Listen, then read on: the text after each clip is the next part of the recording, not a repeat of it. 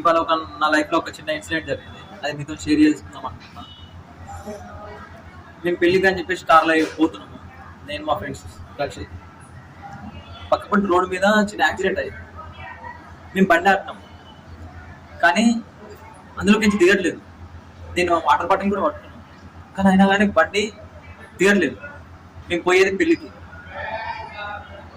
ఆ పెళ్ళికి ఒకవేళ అతను చనిపోతే అతను చావు కాంచెలు పోతున్నామా అని చెప్పేసి ఆగిపోయినామా, లేకపోతే మనకేం అవసరం అని అయిపోయినామా. మేము ఇంకా చదువుకున్నాం, గవర్నమెంట్ జాబ్ ప్రిపేర్ అవ్వాలని చెప్పేసి సొసైటీ చదివినాం, హిస్టరీ చదివినాం, అన్ని చదివినాం.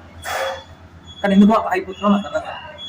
తర్వాత చాలాసేపు మౌనంగా ఉన్నాం, ఏం మాట్లాడలేదు. అంతకన్నా ముందు దాకా చాలాసేపు నవ్వుకున్నాము, మాట్లాడినాం, అన్నీ చేసినాం. ఆ ఇన్సిడెంట్ దాటిపోయిన తర్వాత ఎవరు సపోర్ట్ చేయలేదు. కానీ నా మనసులో ఒకటి అనిపించింది, మనం సమాజానికి దూరంగా వెళ్ళిపోతున్నాము, మనుషులను పట్టించుకుంటున్నాము, మన స్వార్థం కోసం పోతున్నాము, మనం మన మనం మన కోసం ఆలోచిస్తున్నాము.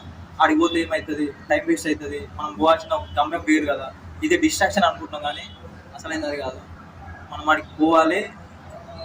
అంబులెన్స్ కనీసం బేసిక్ హ్యూమన్ సివిక్ సెన్స్, అతనికి ఏమైందని చెప్పేసి మనం కనీసం చూడాలి. అది చూడలే, చాలా బాధాకరంగా అనిపిస్తుంది. ఇది మీతో షేర్ చేసుకోవాలనిపిస్తుంది, అందుకే షేర్ చేసుకున్నాను.